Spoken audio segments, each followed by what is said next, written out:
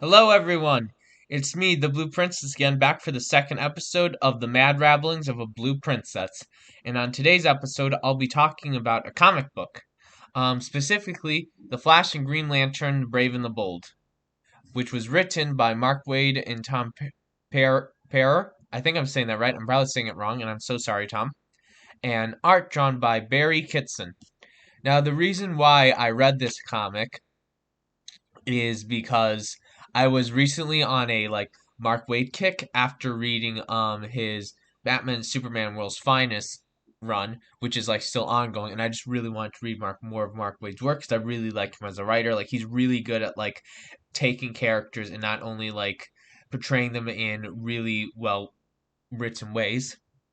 Sorry, I'm bad at sometimes talking about this stuff, but he's really good at portraying the characters that feels accurate but also respectful, and he goes really in depth into a character's history and using it well in the stories, and I really admire that in a comic book creator because I think one of the best things about the superhero comics is that they have this long history to draw upon. That's why I don't really like the idea of resetting their history, which is probably one of the biggest problems of DC is that they just reboot themselves too much, and sometimes people are too hesitant to just erase stories or pretend they didn't happen to write their own story, which I don't think. Which is why I like Mark Waid because he's not about just erasing stories. He's about taking that history and using it well. So Mark Waid is, I feel like, one of the best comic book writers out there because he knows really well how to use the history.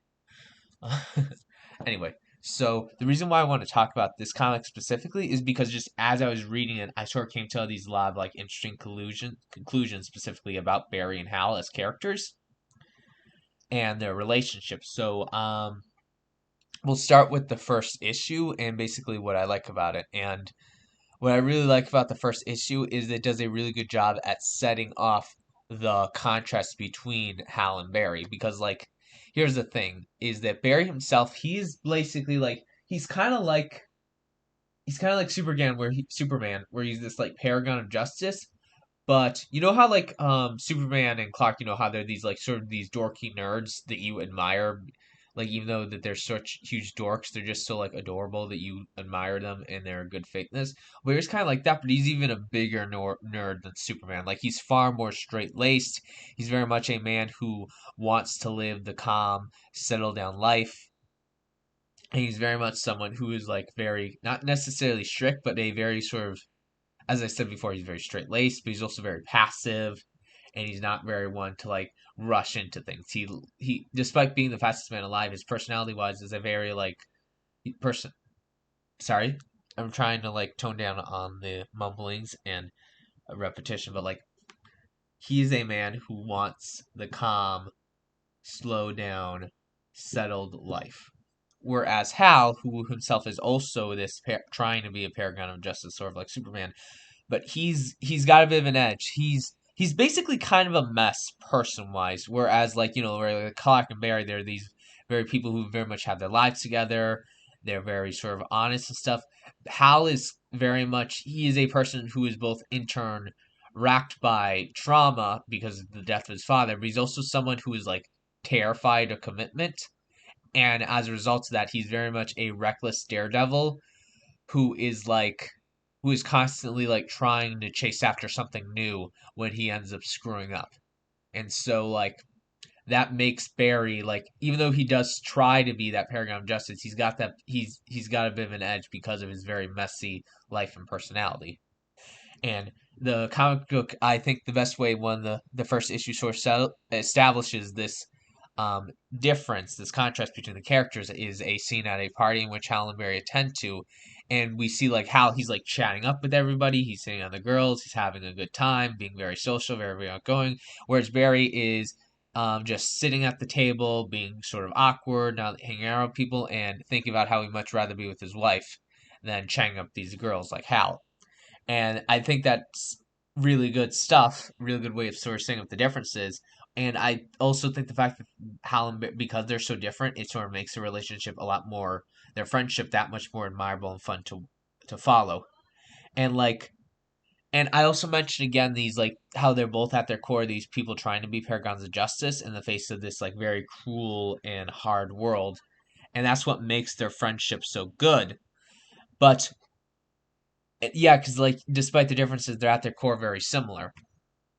I think that's where make their relationship so interesting. And something else I really like that happens in the first issue is they sort of twist on the differences between Hal and Harry. Because later on in the first issue, they end up getting warped to the planet of the big bad, and Barry is like, he's the Flash, the fastest man alive, so he tries to rush in things, head down, and takes on a problem. Whereas Hal stops and he's like, whoa, whoa, whoa, there's a procedure to follow. There's got rules. I got to take care of these things first before we can do that. Like checking the atmosphere, making it habitable, doing all the procedure and stuff. And it's very interesting because because earlier, based on what you read, you assume Hal is the one to rush into things headstrong, not quite thinking things through, whereas Barry would slow down and think about it.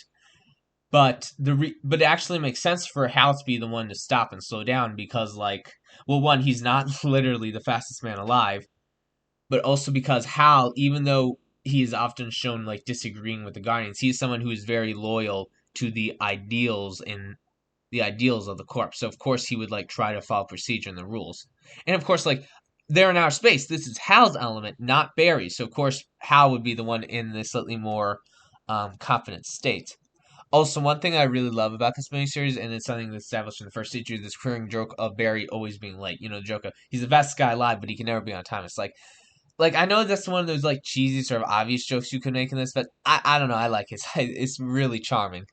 I also one more thing I liked about the first issue is how the monster they had to fight was like a shouting monster, which I think is cool because like you know Green Lantern, their powers are all like light based, so having the monster be a shadow is neat.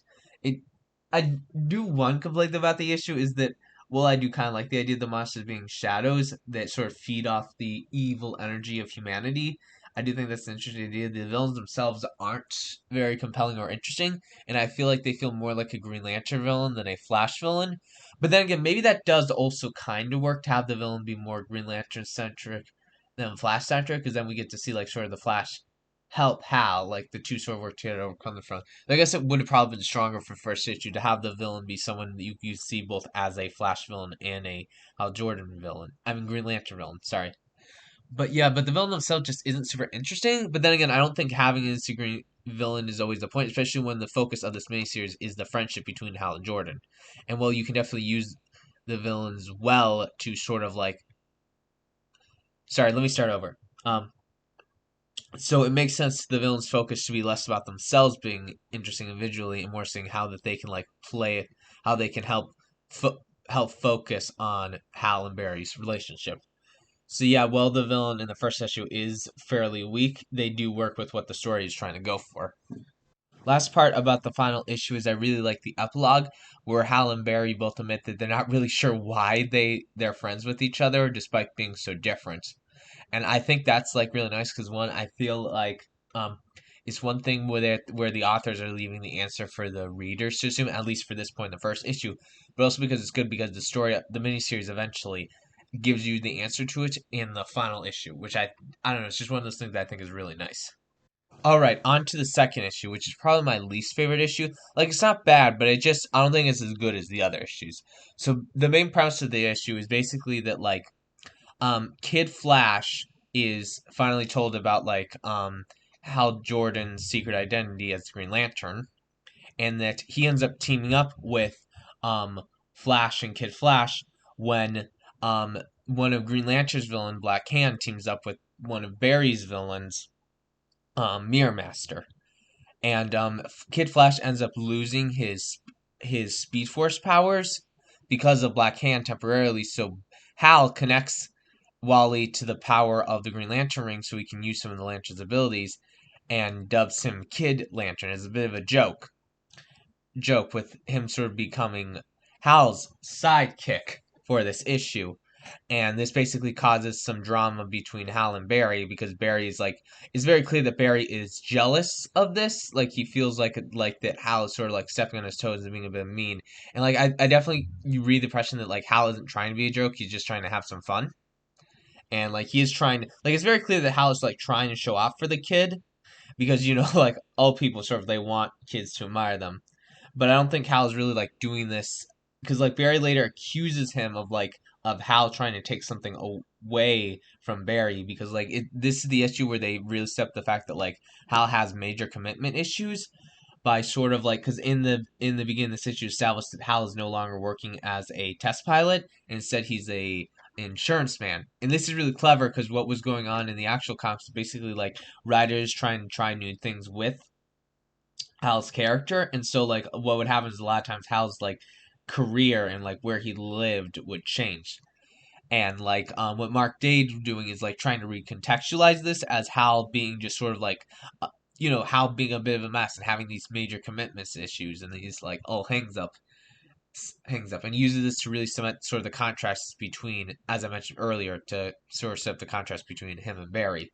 And this is the issue that really goes in it. And basically, like, Barry ends up thinking that, like, Hal is jealous of Flash's stability because his life is, like, currently a bit of a mess right now, which Hal takes offense to this, both in part because Barry is sort of like insulting his life and sort of acting like his life is better than his, which is like, it's a rude thing to say to your friend. But it is also clear that like Hal isn't actually trying to do this. It's like if you read the comic, I think it's very clear that that's not what Hal's trying to do, and that Barry's sort of letting his jealousy get the better of him. But it is also clear that Hal is being a little bit insensitive to Barry by this action. Like, because it's very clear that Hal isn't trying. Means no ill will by this, but he's being like a little bit of a jerk. But yeah, I do like how this sort of sets up like Hal's life being a bit of a mess, the major commitments issues, the contract, and further cementing the contrast between him and Barry.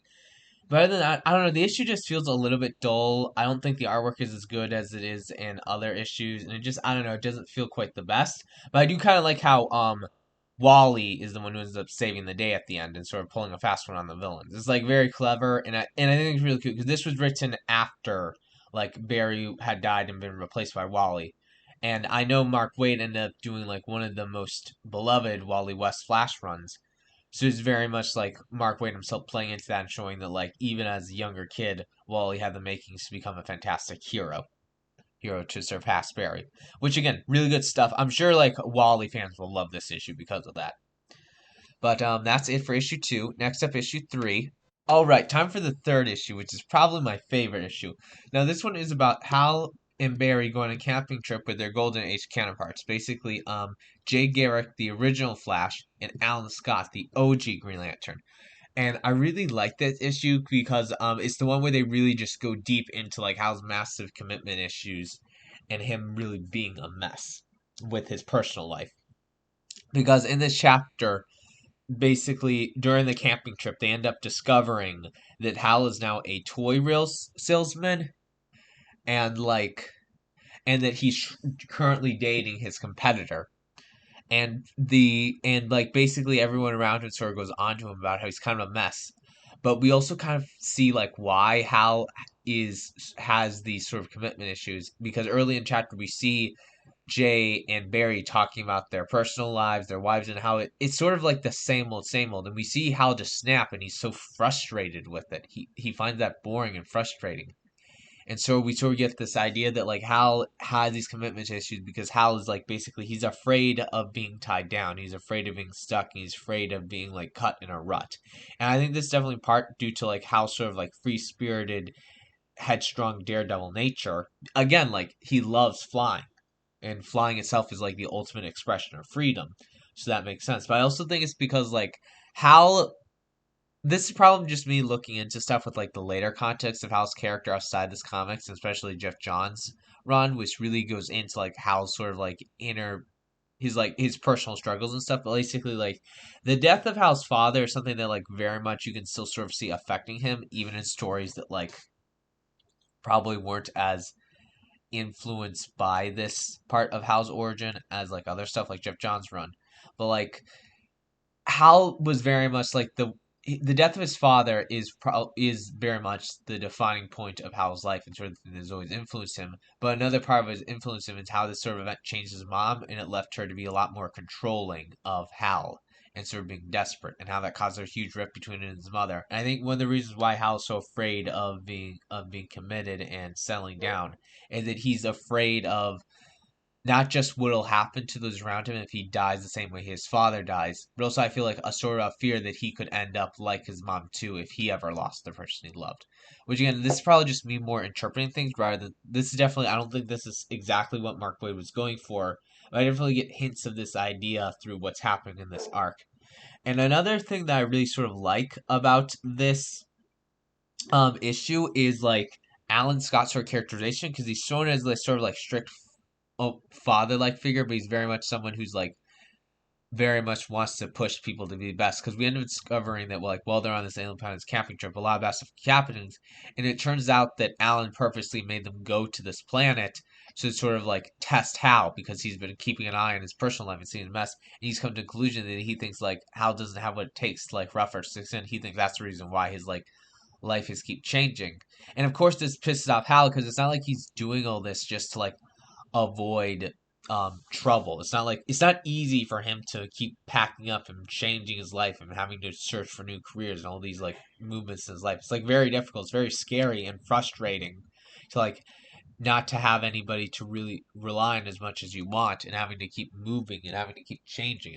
It's a very frustrating ordeal to go through, and I really do like it. But I also kind of like the way Alan Scott is characterizing this because he's very, again, I mentioned before, he's very strict, which isn't something I've really, like because I haven't seen much of Alan Scott. But when I've seen him, I've never seen him quite like this strength, this wide, like high tight, high maintenance. And so it just makes me really curious to see more of Alan Scott. I want to learn more about his character in depth. And this is usually a good start. I also like how to contrast the sort of like more messy relationship between Alan and Hal is like how much Jay and Barry sort of get along because they are at their they are like very similar people at the core of things. I also really like how like when the truth sort of comes out, like Hal like not only manages to still earn Alan's respect by like trying his best to like stick it out and make it through, not just because like in the because like when he sort of divulges about how it's not easy to keep having to change his life and having to keep moving on, and like sort of and I think that very much helps Alan's get in perspective, but it also shows that like Alan at the best, it's not like he wants Hal to like specifically sell down and make sort of the same decision he does, but he wants to see that Hal has what it takes to make it through. And by Hal like sticking up for himself and like sort of calling Alan out, that sort of proves to him that he still has what it takes to make it through, which earns Alan's respect. I probably said that already, sorry. But it's also like it also makes Hal respect Alan too. And it sort of like very much shows us that despite the two seeming very different on the surface, they are incredibly similar deep down, which again I really like. Also, one thing that I thought was hilarious about there actually two things that I think are really funny. When Hal reveals these dating his competitor and Alan sort of gives him crap for it, Jay's like, hey, you dated a supervillain. You have no right to judge Hal for that, and that's just it's so funny because that is true. Like Jay, I think like because from what I know about not Jay, what I know about Alan is that he did fall in love with, and I think he even married and had kids with a former supervillain for Superman, which is like really nice, interesting. But another joke I really love is like when they're like packing things up into the tent to go sleep. Like we see Barry, and he's just like in his like these super fancy pajamas. He's got like a bunch of stuff with him. He's got like a razor, a toothbrush, a picture of his wife to sleep with, and everything. Like he's all packed up, and it's just so funny the contrast of like everybody else who's like just got the bare essentials, whereas Barry's like doing everything he can to be comfortable. And they try to mock him for it, but Barry's like, well, I'm just trying to be comfortable. And it's just like, so funny. And I think it's like a really good display of like Barry's more like sort of nerdist and um not high maintenance, but I think I forget what the term I said it earlier, but I can't remember it. But you know what I mean. It's a very good showcase of Barry being this sort of like um by the numbers sort of boy scouty goody boy. They're even nerdier than Superman, which very interesting stuff. But yeah, that's it for issue 3. It was like really good. I really got to check out more of Alan Scott's comics. So this makes me very interested into his personality more. In general, I just like to see more stuff interactions between him and Hal, and I've also like to see more Barry and Jay's connection because I know there's a lot of stuff between Barry and Jay, especially because like their meeting was like the first instance of like Golden Age and Silver Age counterparts of characters interacting with each other. Right, on to issue 4, which I think is like another one of the just it's so good, man.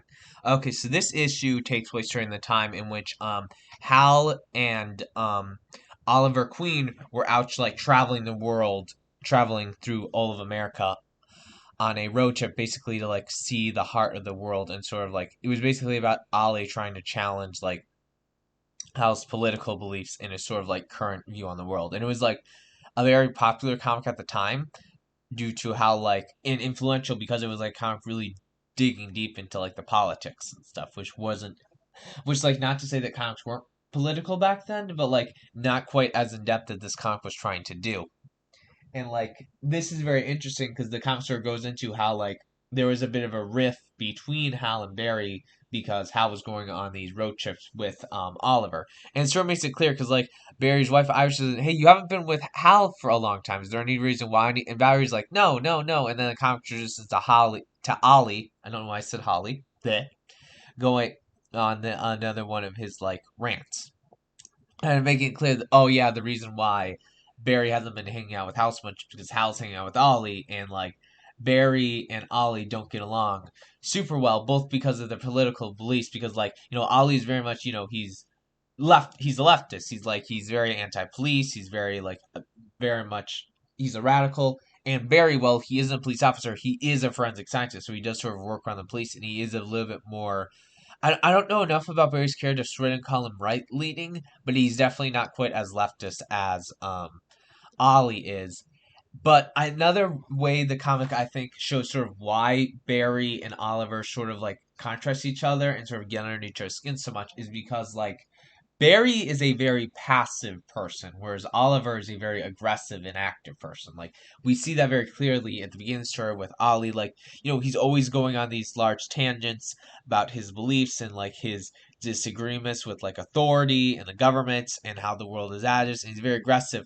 Whereas earlier in the story, we see like Barry sort of like being a bit more passive to the current to the new mayor of I think it's not no it's not I don't know the current mayor of Barry's town. I forget the name of it. I'm not gonna go bother to look, but like yeah, but like he's the new mayor has become a lot harsher on crime. He's been implementing these new laws that are very controversial, and Barry has sort of been a bit more passive on it and spent thinking basically like, well, crime is down, more criminals have been arrested, and that has put less work on me as a superior to do it, so that should be fine.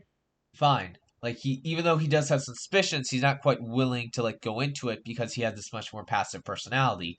Whereas Ollie is like once they get to the town and once they end up bumping into the police, Ollie's like all in on like taking down this guy. So like it's very clear that like what the ultimate is not just their politics that cause is conflict between Barry and Ollie. It's very much their sort of like their different natures, because as I said earlier, Barry's very passive, Ollie is very like active and aggressive. But yeah, that's another stuff. A scene that I think is like kind of funny is like the scene in which they're all having dinner and Ollie's going on another one of his rants, and it just like Ollie's just kind of being a dick. Cause like, dude, they're just trying to have dinner. Okay, calm down. You don't gotta go on these rants. You don't rants. You don't gotta keep criticizing Very. Okay, chill out. And I also love the part where like Oliver's talking for Al, and he's like, "Hey, don't talk for me, dude." But Ollie's keep going on his rants, and he and Barry still arguing. It's so funny seeing Hal get chopped up in the middle of their arguments. It's like, it's really funny.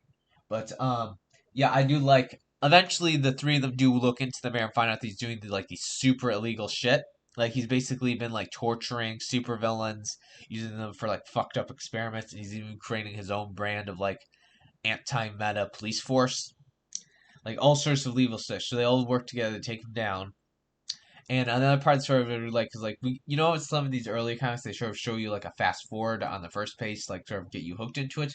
Well, the fast forward we see like Oliver Queen letting loose Captain Cold and Mirror Master. Yeah, I think it was Mirror Master, and basically like Barry being, how could you? You're laying out the two most dangerous criminals in the world, and like not the two most dangerous criminals in the city. And then we find out, oh no, he let them go because they were like being tortured by the mayor. But another thing that I think is also clear is the back is because we see them fling away, and Barry's like, I gotta stop them, and Oliver's like, no, and like Barry's like, come on, dude, like I get you're a bleeding heart, but these guys are like, yeah, these guys have been tortured and stuff, but like they're also like really dangerous criminals who've done bad things, and they still need to be locked up. Like, of course, not locked up and tortured the way the mayor doing, but they still need to go to jail. And I was like, no, no, no, I'm not that nice, dude. I'm not actually saying we should let them go. I'm just saying, I'll take responsibility. I'll take care of them. You and Hal have a good time, have fun. Because like we find out that like Oliver at the end, like he wants to sort of like help repair the relationship between Barry and Hal that he has unintentionally got in the way of. Which again, it's really nice because even though like Hal, I'm sorry, even though Ollie and Barry don't always get along because of their different beliefs, they are they still respect each other, and Ollie is still at the end a good person who doesn't want to ruin the friendship between Barry and Hal. So it's very nice how he like sort of leaves split the two of them. Have some bro time. Very good stuff. And of course, Ollie leaves to go hang out with his girlfriend Black Canary, which is cute. I really like those two as a pairing. Gotta check out more of their stuff someday. Okay, now the issue 4 done. Let's go on to issue 5. All right, next up we have issue 5. Now the premise of this issue basically there's this like giant sun monster that's been killing Green Lanterns by basically amplifying their fearlessness and courage so much that they become completely reckless and it gets them killed. So what the Guardians do is they recruit Barry to handle the problem for them in order to, especially to keep Hal safe because like the sun monster thing is coming closer to Earth. And like, okay, so first off, one thing I really like is that there's a good payoff to like the running bits of like the running joke of Barry always showing up late because now Barry is finally on time, only for the Guardians to teleport him away. It's just like, it's so funny. And then now also this issue takes place during a time in which Hal was apparently a truck driver. That was his job. And apparently I did not know this, but at that time Hal Jordan had a shape-shifting alien sidekick that looks like a starfish. Oh my god, that is awesome. I have got to read some issues of Trucker Hal Jordan just for that, because that sounds like such an amazing idea. Okay, back to the main story. So basically, the Guardians end up recruiting Barry, specifically not just because they need someone's help outside of the Green Lantern, because the Green Lanterns are clearly not good fit for this job because they keep getting killed, but also because like it's clear that Hal Jordan will be next, and so that's why they get Barry because Barry's like one of Hal's best friends, so of course he'll help. And then, but of course though, Hal gets a call from Barry's wife about how he just disappeared. She's like, "Okay, the Guardians are clearly behind this. I'm gonna go check out." And I love the sequence where Hal goes and he tries to get information for the Guardians, and they're just so bad liars. And I just love it's like the Guardians they end up showing how like really arrogant and jackass they can be because like oh of course we fooled Hal Jordan, he's an Earthling, he's not that smart, just look at the size of his head, it's not big as our giant heads. Ho ho ho. It's just like it's so funny how like shitty the Guardians are at lying, and they're just how pompous they can be at times. And I don't know, I just found it really funny, especially because of later context, with later stories, especially Jeff Johns' run, really pushed the idea that the Guardians are lying sacks of shit. So this whole bit about how they're dog shit at lying is just too funny. But yeah. Eventually, as the story goes on, and like Hal, of course, finds out about what's going on with Barry, and Barry's like trying to take care of this like sun monster, which we later find out is called like an empathy star. I think that's how it's pronounced. I'm not 100% sure. It's like a made up. I think yeah, I'm pretty sure it's like a made up term word and stuff. But anyway, but yeah, but like Barry's trying to take care of it, but for some reason he can't get his speed to go full force when he's going near the monster. And Hal Jordan's like, oh, of course, because if it amplifies your personality traits more, of course it would make Barry slower. Because the Guardians like they don't know Barry personally, they don't realize that he's this guy who ultimately wants the calm, simple, settle down life. A man so passive and so used to making commitments. So of course, when his personality traits are amplified, he won't have what it takes to go move fast. And of course, Hal would realize this, but not the Guardians. So Hal tries to take care of the thing himself, and Barry like tries to tell him that he warns him about the whole it makes you so fearless, it makes you reckless and stupid, and it's gonna get you killed. And especially because like the inside of the empath is like even though on the outside it's orange, on the inside it's yellow. So of course like massive danger for lanterns. So like what he does to try to like help Hal sort of do this without going completely reckless is to like encourage him to think about something he's afraid of, but there's a problem with that in that Hal can't think of anything he's afraid of. And of course, this was made long before Jeff Johns' run, where he spent the Hal's greatest fear was like the death of his father. But yeah, but yeah, but so of course in this story, like Hal doesn't, he can't, he's having trouble figuring out something to keep him afraid of to help keep him tied down, to keep him from like going full reckless mode because of the empath star's ability. And then it turns out that the mastermind behind the empathy star was none other than Sinestro, who's been using it to lure in the Green Lanterns and kill them. How he's planning to do the same to Hal. And of course, Hal tries to take down Sinestro alone because, like, again, Sinestro is like a personal enemy. He used to be part of the Corpse and Left. So, like, of course, Hal would want to take this down himself. And Flash is like, okay, I'll give you a minute, but try anything else. if things go bad, I'll jump in. And of course, things go bad. How Al gets his ass handed to him, so Flash goes in to protect his best friend, tries to beat the crap out of Sinestro. Just like, oh fuck, this guy's beating the shit out of me. Okay, Empaths are get here, get here, get here. Slow this motherfucker down. Do not let him get his speed. And like Hal's like, oh, and Larry's like, fuck, I don't have what it takes. Is like all of his transfers have been amplified from us. They can't get the speed up going. And Hal's like, fuck, oh no, Barry's gonna die. I don't want that. I'm afraid. And he realizes, oh, Barry finally realizes that what he's afraid of is Flash's death. He's scared of losing his friend. So with that, he's able to like face down Sinestro, and has the strength. He has what it takes to keep himself from going completely reckless and getting himself killed, which again, really good stuff. I think that's a really good way, like showing us just how deep Hal and Barry's friendship really goes by this point. But my favorite part has to be when the empaths they start of when like basically Sinestro ring gets broken, which allows him to control the empath they start, and without being able to control it anymore, it's now amplifying his worst traits. Sorry, his personality traits, not worst traits, just personality, which is his fear. And Sinestro becomes so paralyzed by fear he can't do anything, which again is like really clever because Sinestro's whole thing is about like trying to control fear, but he like tries to control the fears of others. And this thing very much pushed more forward in my comics with him basically having his own Lantern Corps literally based around the yellow power of fear. But yeah, again, it's really interesting to see in like this earlier contest to see Sinestro again boil down to like a sniveling coward, which I think is definitely what they were going for in like the older comics before like more modern runs gave him a bit more sense of like honor and stuff.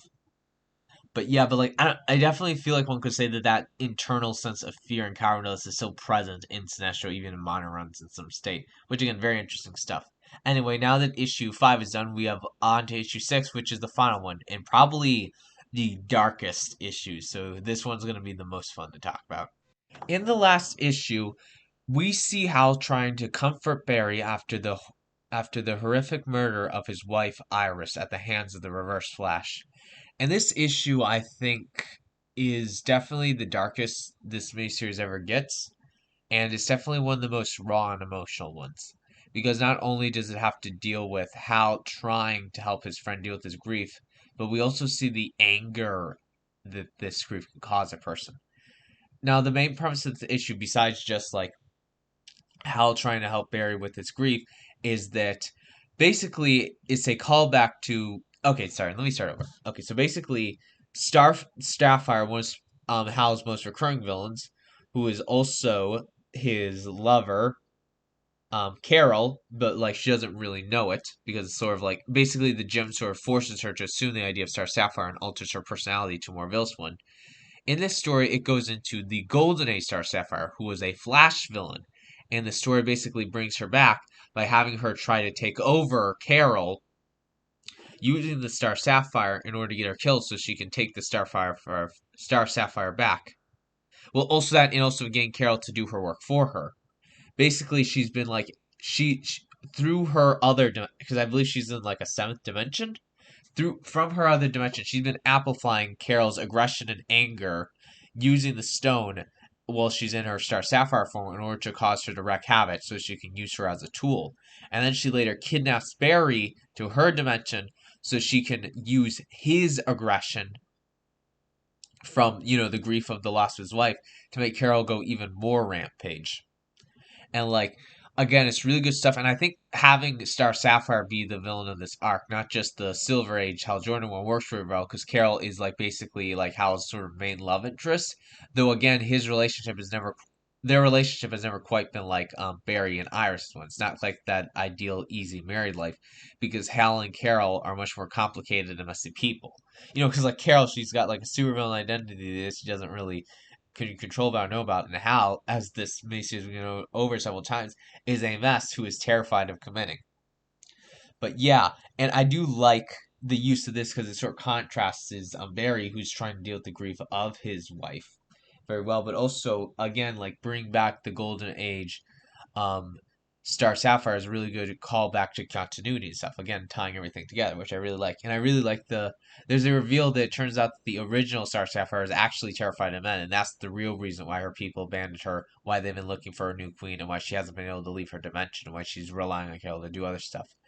Which I think is a good twist. I have had heard some people who've read the original Golden Age story that they don't exactly think that fits well, but I do feel like in this story by itself, it's a fairly nice twist, and I think it's a good way of I really like it when stories sort of like take villains down and back by revealing their internal fears or regrets or weaknesses. Stuff like that I just find is always compelling. But yeah, but like the part where the story really gets gut wrenching hot is when Barry ends up having a breakdown and he's projecting Iris onto Carol.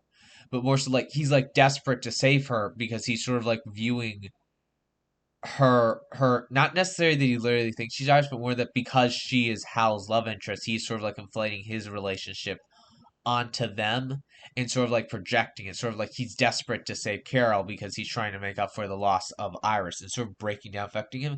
And like we can see how it's just like it's such an uncomfortable scene to read, and you can really see how just like oh fuck this is oh it's just like it's like one of those painful moments that you just have trouble dealing with and so complicated. But yeah, and like the scene where he tries to talk down Barry and like he's like, it's yes, I love Carol, but it's not like what you and Iris had. Our relationship is more complicated. It's messy. It's you gotta calm down, dude. And it's just it's a really good scene, but it's also difficult to go through. And it's so good to see the two work together, save Carol in the end, and also just sort of see how help his friend go through this difficult time. It's just like, it's uncomfortable, but it's raw. It's just like pure raw visceral emotions in a way that like some stories I feel like struggle to capture. But the absolute best part of this issue is the ending, in which is revealed that this story and presumably all the other issues were narrated by Hal's friend Thomas, who is sort of like his sort of sidekick in the era. Not quite full on sidekick, because I don't think he had powers. Like sometimes he would help out Hal, but he was never a full on superhero. But yeah, he was basically like Hal's like Robin, but if Robin was more maybe less of a Robin and more like an Alfred, like he takes the role of Hal's Alfred, but with sort of the personalities and mannerisms of like a Robin. You know, that sort of young boy looking up to the hero. Yeah, basically the implication sort of is that all these stories have been stuff that's been like written down by Thomas after the death of Barry and Hal, just sort of looking upon their relationship, how these two were such great heroes and how their deaths are in the end tragic, but it's also tragic that their friendship is gone as well. That these two comrades, these people who were more than just co-workers, they were friends, brothers even, chasing after the same ideal. And I think this ending is like where it really just sort of like I feel like sort of gives the answer about why Hal and Barry are friends despite their differences. And let me pull up the page just so that I can hang on just 1 second. I just need to pull up the page and I'll be able to like read it back. Like I'm not gonna read the whole thing in full, but more like, just sort of look at it so that I can like best describe it. But like, yeah, he basically talks about like he can still feel and hear their bond. He like basically explains that like the reason why they were sort of friends is that Hal was fascinated with the freedom Barry was able to experience as the Flash, but also his sort of discipline in his own life, his ability to stick to this committed life and be happy. Something that Hal always feared, and he admired Barry for that. Whereas Barry himself was like he was fascinated by like as the Green Lantern, the discipline Hal showed to the cops and to his job as a hero. How he would like, despite butting heads with the Guardians and always challenging authority, he would always follow the code in the heart of what it really meant to be Green Lantern. Because at the core of things, he believed in the ideals of the Green Lantern Corps. But he also admired the freedom that Hal Jordan lived as the test pilot, always chasing the skies and living his life to the fullest. And how at the end of the day, they were both like working together, flying into the good red skies to enjoy it. And it's just like, it's such a touching moment. And I feel like one could argue that it loses impact after the both of them come to life. But I also see the fact that like their friendship is something that was always going is with them both alive now. Their friendship is something that will continue to impact people and inspire them. And like it's just really good. This whole mini series was just like a bunch of fun to read, and I think it really helped me sort of like grasp why exactly Hal Jordan is like one of my favorite superheroes, and sort of grasp his personality outside of like the more epic space battles. and like the cool powers. But I think it also helped me get a grasp of like who exactly Barry Allen is, because he was one of those superheroes I always knew about, but I always had trouble like pinning down what exactly his personality is.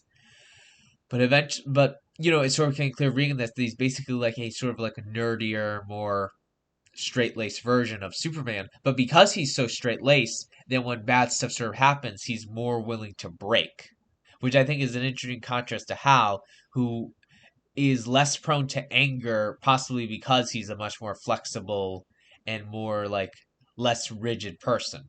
But yeah, again, an all interesting, great comic, great work by Mark Wade, and shoot, I'm having trouble remembering the other writer's name. Let me scroll up. Sorry.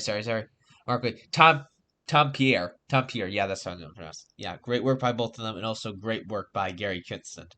I feel like at the beginning of the work, I wasn't quite feeling his artwork, but as I read it more, like I really got to see the appeal of it and why it works so well. Yeah, this just the starting to repeat myself. I'm trying to tone down the repetition. Sorry about that. Still work in progress. Like these are like the first early episodes. I'll get better as I go on. But yeah, thank you everybody for watching the second episode. Sorry, this one's a bit shorter. I'll try my best to get out an episode every week. So, and I didn't have enough time to play as much Kingdom Hearts as I wanted to, so I thought the best idea to do podcasts on something else that I had a lot of thoughts on. So yeah, I don't know what next week's podcast will be. I don't think it'll be Kingdom Hearts 1 again. I feel like that'll probably be episode 4, if I at least that's what I'm hoping for. And still trying to figure out what episode 3 will be. I guess it'll be dependent on like what I watch or read and like what sort of like leaves a strong enough impact on me that I think I can make an episode on it. And again, thank you everybody for watching, and I hope to see you guys again next time. Have a lovely day, and remember, shoot, I don't have an ending catchphrase. I guess just thanks again for watching, like and subscribe, all that junk. See you guys next time.